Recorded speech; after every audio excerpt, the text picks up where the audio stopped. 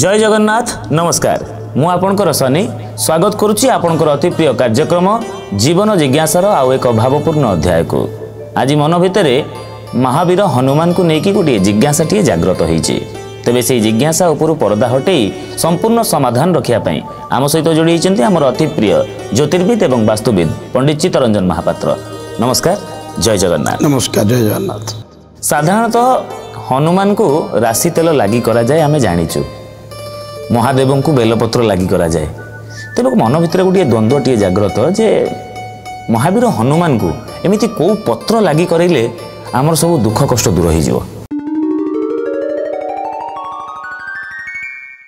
हनुमान जे महावीर हनुमान बजरंग बाली वीर हनुमान आम कहे हनुमान जे ठाकुर जानते शनि ग्रहर कृपरू रक्षा पाइबापी कि आम विशेषकर हनुमान को पूजा अर्चना करी थाउ कहीं शनि ग्रह को जितेबले गोटे या भर शास्त्रानुमत अच्छी जो रावण दशानन रावण समस्त ग्रह मान को बंदी करिथिला सही समय रे हनुमान ग्रह मान को मुकालिबा पाई रक्षा करने जाइथिले लंका को सही समय ग्रह रूपी धनार्दन ग्रह अधिपति जे ग्रह से शनि हनुमान सहित गोटे भल संपर्क नथिला किंतु ता सत्वे मध्य भी हनुमान शनि की उद्धार करथिले से समस्या एवं शनि महाग्रह सेठी हनुमान को कहिथिले जे जी मु जार खराब करी मु जार मोर जे कोप दृष्टि आसब जदि से हनुमान शरणागत हुए बा भगवान हनुमान को पूजा पाइपर वीर हनुमान को पूजा अर्चना करती तो निश्चित भाव से शनि कोपरू बा शनि दशारू शनि महादशा अंतर्दशा ग्रह जातक चक्र शनिर प्रभाव मुक्त होता प्रमाणित अच्छी। आपण प्रश्न रही पत्र को पत्र लगी कले विशेष करी भगवान हनुमान बा शिव वीर हनुमान बजरंग बाली कृपा करी थांती। प्रथमत कहि जो मानकर शनि खराब अच्छी शनि ग्रहरु पीड़ारू लाघव चिंता करुचंती बा शनि ग्रह पीड़ारू मुक्ति बा शनि दशा अंतदशा जातक कौन से पंडित कौन ज्योतिष आपन परामर्श देइछंती शनि पड़ी मते शनि मोर खराब करुच्ची से समय रे जदि हनुमान को पूजा अर्चना सहित अस्वस्थ गच्छर पत्र रे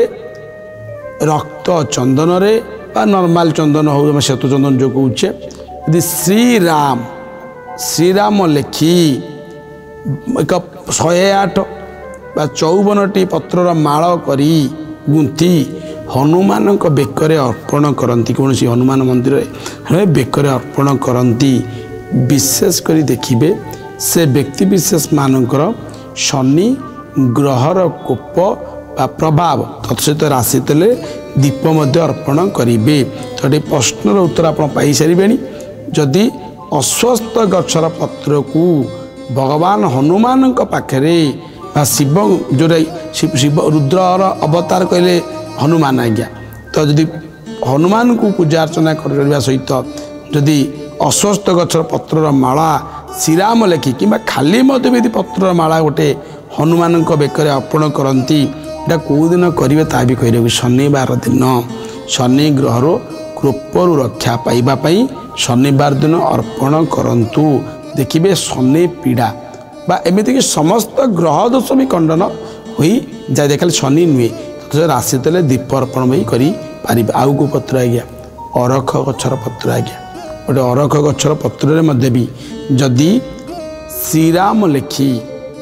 54 108 से पत्र माଳ करी कौन सी सोमवार दिन कि शनिवार दिन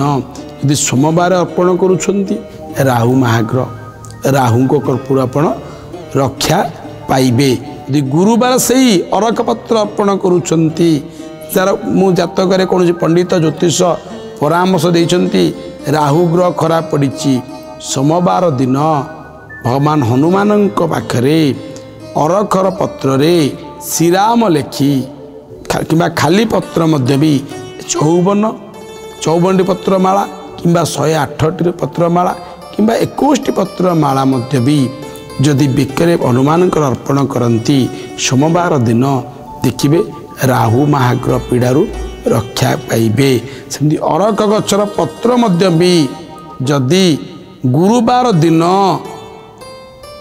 अर्पण करती हनुमान को बृहस्पति महाग्रह शांति होई थांती आ बृहस्पति ग्रहर पीड़ारू लाघव पाई थांती।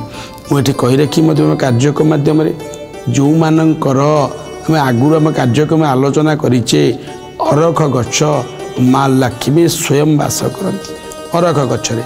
जो मानकर दरिद्रता लगी रोची, जो मानक अभाव लगी रोची, जो मानक पैसा पत्र आसुरी पाखे रहुनी, जो मैंने रोजगार क्षम हो पारना से माने जदि अरख गछर पत्र माला करी माल करी भगवान हनुमान को गुरुवार दिन अर्पण करती। देखिए प्रत्येक गुरुवार अर्पण करती देखिए अभाव असुविधा अर्थर अभाव अनाटन दूरीभूत जो शीघ्र रोजगार क्षम पारे। तो मुझे सहज उपाय कहली जदि आप अस्वस्थ गछर पत्र